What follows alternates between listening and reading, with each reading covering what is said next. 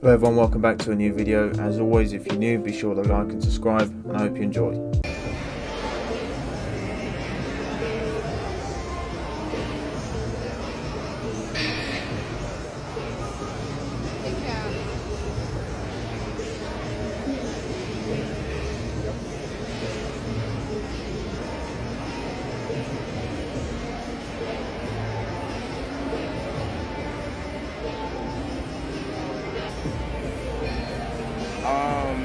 May I help you? Like, Wow. do we got a problem? Wow. What you looking at?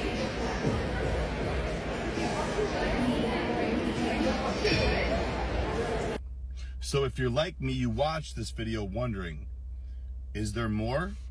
Did he say something to you? Did he do something inappropriate? Because walking past somebody to go to the station you're working out at and briefly glancing at them for less than a second does not make somebody a creep. Then you chop the video up to seconds, minutes later, whatever it is, he finishes up, walks by, his buddy follows, and he doesn't fully look at you until you turn to him to be confrontational, which you caused. I'm sorry, but this man did nothing wrong. For you to put yourself on this pedestal of being a victim, all at his expense, just so you can get some likes, some attention on social media, and to think, there are women out there, they get harassed in gyms, there are creeps. How do you think those women would feel watching this video? You know, I went to your page and I thought there has to be more to this story. I went to the video and surprise, surprise, the comments were turned off. I wonder why. That's what I saw as well. Maybe because everybody else was saying the exact same thing, but you didn't care. You actually pinned this video to the top of your page just for views and likes. You know, this man is a part of your community. His face is in this video. He has a reputation. He has a family. Do you know what this can do to somebody to label them as a creep? You need to do better. Mind your own business. See, I couldn't agree more with Joey here. He's 100% right. And I'm not going to go ahead and rant for minutes because I'm just going to repeat what he said. But the stuff people be doing for likes and tarnishing someone's reputation is mad. And this has to stop. These people that exist in our gyms are dangerous. And he probably doesn't even know he's been videoed and he's gone viral on TikTok. This girl should be ashamed. What is one secret you never told your ex-boyfriend? I had an OnlyFans this entire time. OnlyFans. How is that? I made good money. Okay. His dad was subscribed. His dad was subscribed. My ex-boyfriend's dad was subscribed So to my OnlyFans. Haram. Someone sent me this clip. Let's see what it's all about. With the fluidity of these things, how do I know if I'm a woman? You know, That's a great question.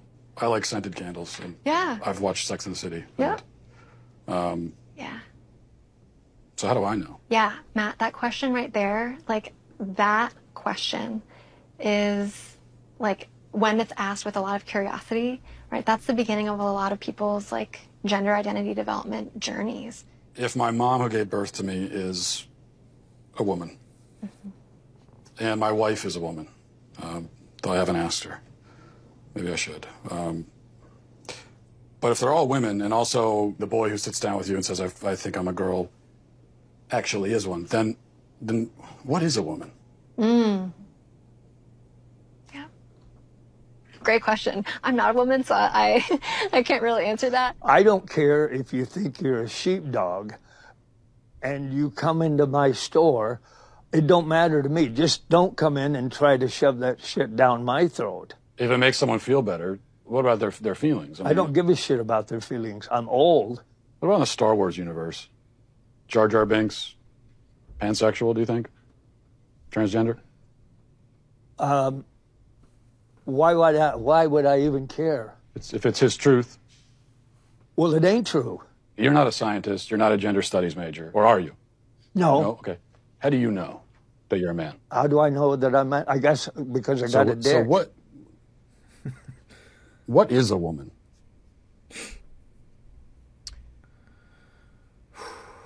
Why do you ask that question?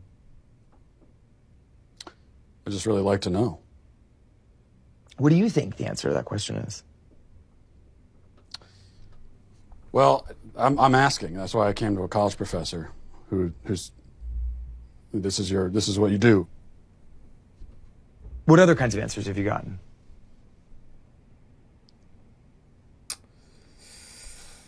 a lot of like this where you're not answering, and I've gotten a lot of that. So I think it's interesting that you say that some of the people you've interviewed have been reluctant to answer it, and I think that has a lot to do with the questions that preceded it and the way that you've conducted yourself in the interview. how have I conducted myself? How do you think you've conducted yourself? You just really don't want to answer the questions, do you? I came today very willing and enthusiastic about answering questions about women's and gender sexuality studies, which is the work that I do. You wanted to answer questions about women's studies, and so shouldn't the first answer you should be able to provide is what exactly is a woman? Well, for me, it's actually a really simple answer, and that's a person who identifies as a woman. But what are they identifying as? As a woman. But what is that? As a woman. Do you know what a circular definition is? I do. It's sort of like what you're doing right now, where a woman is a woman. Mm-hmm. Well, because you're seeking what we would call in my field of work an essentialist definition of gender. I think it sounds like you would like me to give you a set of biological or cultural characteristics that are associated with one gender or the other. I'm not seeking any type of definition. I'm just seeking a definition. Sure. I gave you. At what age can a child first begin to transition into another gender or identify themselves as a gender different from how they were born? Yeah. Well, I mean, there's research and data that show that babies and infants understand differences in I don't gender. know if you've ever heard of people in the trans-abled community. These are people who are physically able-bodied but feel like they should be disabled or identify as such. For example, a man who has 2 arms but feels like he should have 1. If a man in this kind of marginalized community went to the doctor and said, I want to have my arm cut off, do you think that doesn't have anything to do with gender identity? Well, it's someone's self-identity, how someone identifies. That's someone who has and I'll accept it as a mental diagnosis, a psychiatric condition. I don't even pretend to know what aptomenophilia is all about, but somehow it's the idea that you're fascinated or charmed by having a limb or part of a limb missing. Okay, I would say that's, pardon my non-medical language, kooky. You don't see any? You think this is totally irrelevant? Yep. Have you ever met a 4-year-old who believes in Santa Claus? Mm-hmm. So this is someone who believes that a fat man is traveling through the sky on a flying reindeer at lightning speed, coming down his chimney with presents. Yeah. Would you say that this is someone who maybe has a tenuous grasp on reality? They have an appropriate 4-year-old handle on the Sure. reality Agreed. that's very real for them. Agreed. But Santa Claus is real for them, but Yeah. Santa Claus is not actually real. Yeah, well, but Santa Claus does deliver their Christmas presents. Well, yeah, but he's not real, though. To that child, they are. When I see a child who, believes in Santa Claus, and then let's say this is a boy and he says, I'm a girl. Mm-hmm. This is someone who can't distinguish between fantasy and reality, so how could you take that as a reality?